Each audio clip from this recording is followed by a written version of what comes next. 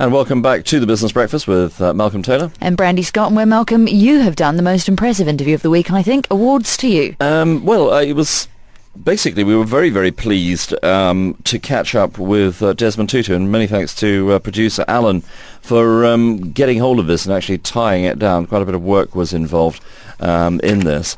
Desmond Tutu, of course, the well-known international statesman, and I managed to catch up with him at the Leaders in Dubai conference shortly after he'd spoken earlier in the week.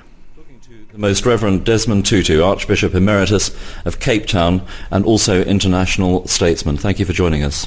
Thank you. I'd like to ask you first. Most religions preach against greed, but the global financial crisis was partly caused by greed. Is there a feeling within the Church of, I told you so? Well, we generally don't want to say that. I mean, inside we might say, aha, we told you that this was a moral universe, that the chickens will come home to roost if you constantly break the rules of the game. One day you are going to pay the price. And one wants to keep urging people that when we are ethical, we are at our best. In the Anglican Church, membership tends to drop during the good times. Have you seen a resurgence in membership and interest? I'm retired, I don't know. No, but I mean, that's how it turns out to be. I mean, when people are faced with the prospect of huge problems, then that throws them back onto certainly God. And when things are okay, on the whole, they think they can make it on their own. And what is wonderful is that God doesn't say, aha, I told you so, and turf us out. I mean, God says, okay, whatever your intentions and your motives, this is home, come back. Now, there are many internal struggles around the world, like Zimbabwe, for instance, that haven't found their Nelson Mandela and Desmond Tutu yet. In your view, now that you've been associated with the United Nations in various roles, which international body, if it exists, should be contributing to sorting out domestic strife? Well, the United Nations still has an important role to play. Although, I mean, people now recognize that you probably have to look more and more to regional groupings, such as, for instance, SADC or the African Union. It has been very disappointing in many ways to see that we could allow something like a Zimbabwe situation to develop and deteriorate and not really take the kind of action that it is possible to take. But it is quite important for those regional organizations, I think myself, to have, as it were, standards. This qualifies you for membership. If you do not stand up, I mean, and you stand up to these standards, if you do not abide by these standards, then you're out on your ear, and that there ought to be sanctions that are applied. I mean, Zimbabwe ought not to have been allowed to deteriorate as it is done, where President Mugabe keeps being able to go to meetings of the African Union, of SADC, with impunity. Now, Nelson Mandela is a once-in-a-generation type of fighter and politician. Are there more like him coming through the ranks in South Africa? Do you see them?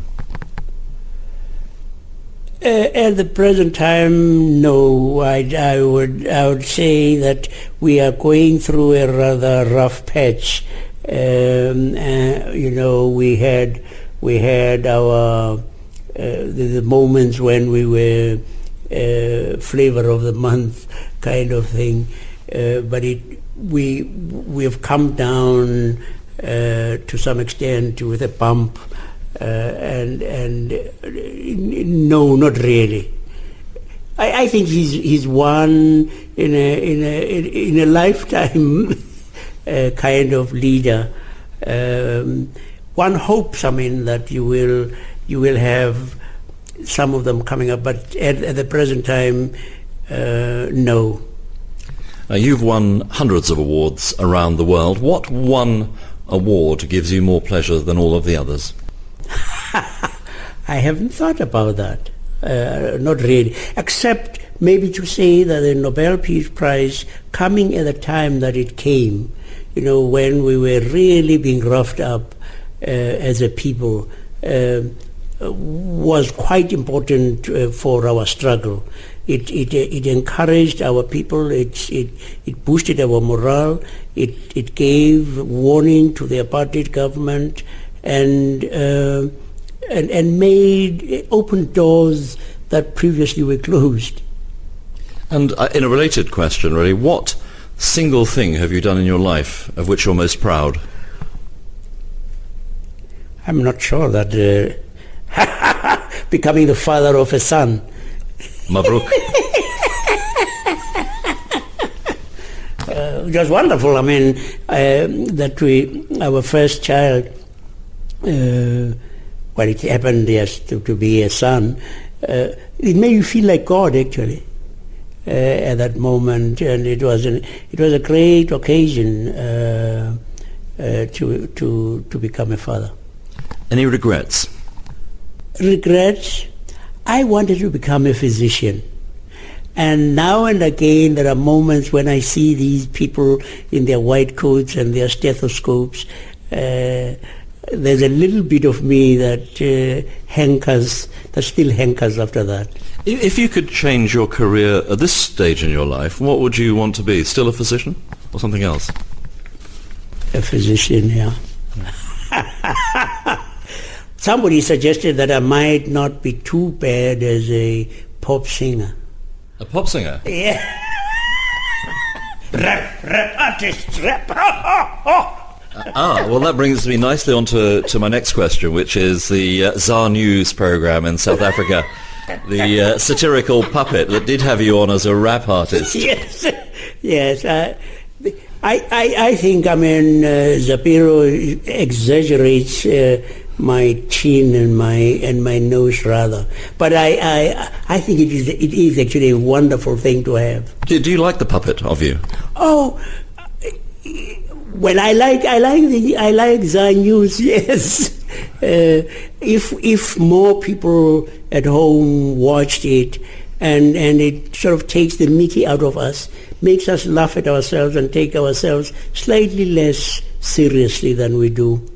Were you disappointed not to get the job as Archbishop of Canterbury? No, not at all. No, wonderful people. They found that, and it is a heck of a job.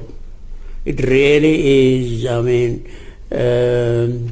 No, I wouldn't. No, thank you. Well, finally, I have to ask you this. Who's going to win the World Cup, the Soccer World Cup in South Africa next summer? Dear. Brazil. Not South Africa. I thought you were going to say Yebo Gogo, Bafana Bafana. No. We've got to be realistic. Bafana Bafana. They gave a lot of hope in the Confederation Cup. They played very, very well. Oh, but after that, they've been, you could crawl under a snake, more or less. Yeah, they lost 8 out of 9, so... Horrible. The Most Reverend Desmond Tutu, the Archbishop Emeritus of Cape Town, thank you very much indeed for talking to the Business Breakfast. God bless you. God bless you.